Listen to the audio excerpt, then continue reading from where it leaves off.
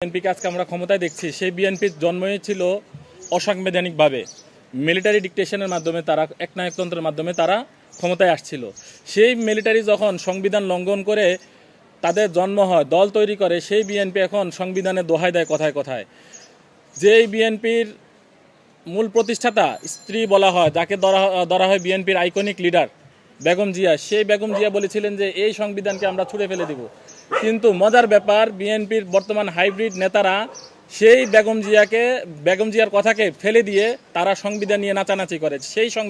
যেই সংবিধান দিয়ে বেগম জিয়াকে মাসের পর মাস আপনার চকবাজার নাজিমুদ্দিন রোডে ফেলে রেখেছিল, তখন বিএনপির নেতারা তারা আসতে পারে নাই, বিএনপির কোটি কোটি কর্মীরা আসতে পারে নাই সংবিধান নিয়ে যে আমার সংবিধান অনুযায়ী আমার নেত্রীকে বের করে দাও। আমার নেত্রী যখন স্বেচ্ছাতে ঘরে ছিল তখন আপনাদের সংবিধান কোথায় ছিল? যখন আপনাদের নেত্রী বিনা চিকিৎসায় দেশে পড়ে পচে ছিল তখন কোথায় ছিল আপনার এই সংবিধান? কোথায় ছিল আপনার কক্সবাজারের সেই সালাউদ্দিন সাহেবের সংবিধান? যখন আপনার দেশনেত্রী আপনাদের নেতা তারেক রহমান লাইভে এসে বলেছিল যে আমার উপর নিয়ন্ত্রণ নেই, আমি দেশে আসবো কিনা, তখন কোথায় ছিল আপনার সংবিধান? আজকে আপনি সংবিধানের দোহাই দেন, বড় লজ্জা লাগে সরকারের কাছে। আমি বলে রাখছি, এই সরকার এই জুলাই সনদ বাস্তবায়ন করবে। বিএনপি সকল কিছুই বাস্তবায়ন করেছে। কখন করে জানেন? ওই যে গাধা পানি খায় কিভাবে, ঘোলাইয়া পানি খায়। মনে রাখবেন, বিএনপি জুলাই সনদ বাস্তবায়ন করবে, তবে ঘোলাইয়া তার ইমেজ একেবারে মাটির তলানিতে নিয়ে তিক্ত করতে করতে করতে করতে একেবারে যখন কিছুই মাঠে তাদের থাকবে না, তখন তারা বলবে যে হ্যাঁ, এবার আমরা তো এটা মেনে নিয়েছি। কারণ তারা বাধ্য। কারণ এই সংবিধান, এই হাঁ ভোটে ভোট দেওয়ার জন্য জনাব তারেক রহমান বলেছিলেন আপনারা এই ভোটের পাশাপাশি, ধানের শীষ প্রতীকের পাশাপাশি আরও একটি ব্যালট দেওয়া হবে, সেটা হ্যাঁ এবং না, আপনারা হাতে ভোট দিবেন বলেছিলেন না? সেই কমিটমেন্ট এখন কোথায় গেল সালাউদ্দিন সাহেবের? এখন বলতেছে যে আপনারা চিপায় ছিলেন। কিসে চিপায় ছিলেন? আপনারা চিপায় থেকে কি ক্ষমতায় আসেন নাকি? এটা কি আপনাদের অভ্যাস হয়ে গেছে যে চিপা থেকে আপনারা ক্ষমতায় আসবেন? তাহলে তো শেখ হাসিনার কথাটাই বলতে হয় যে পিছনের দরজা দিয়ে আপনারা ক্ষমতায় আসবেন না। বিএনপি মানুষের ভোটের ম্যান্ডেট নিয়ে আসছেন, ম্যান্ডেট পালন করতে হবে আপনাদের, এটা বাধ্যতামূলক। কিন্তু এখানে সবচেয়ে বেশি যেটা, যে জুলাই সনদ বলেন আর যাই বলেন ভাই, দিন শেষে কথা হলো যে এগুলো হলো পাওয়ার, যারা রাজনৈতিক দল গঠন করেছে তাদের স্বার্থ। কিন্তু এই যে বললো যে আপা যে নরম আপনারা চেয়ারে বসে আছেন সংসদের মধ্যে, সেই চেয়ারগুলোকে চেয়ার ভাবেন না, সেগুলোকে শহীদের কবর ভাবেন। সেই কবরগুলোকে ইন্টারিম গভর্নমেন্ট 18 মাস ক্ষমতা থাকা সত্ত্বেও একটা কবর চিহ্নিত করতে পারে নাই। আমার 1700 শহীদ, 1700 শহীদের তো 1700টা কবর হবে নাকি ভাই?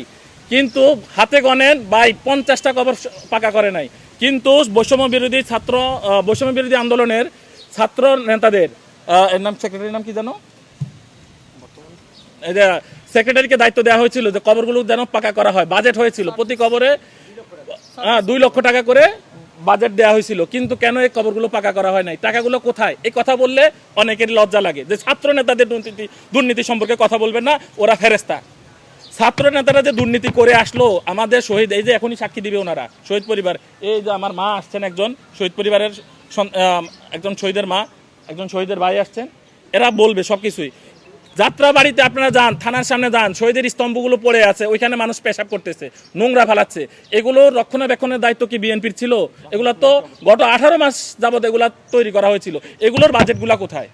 এখানে তো বাগান করার কথা ছিল, এগুলোর বাজেটগুলা কোথায় গেছে আমাদের? আরে জুলাই সনদ তো করতেছে এনসিপির জন্য, আর জামায়াতের জন্য, আর বিএনপির জন্য, আর আওয়ামী লীগ ঠেকানোর জন্য,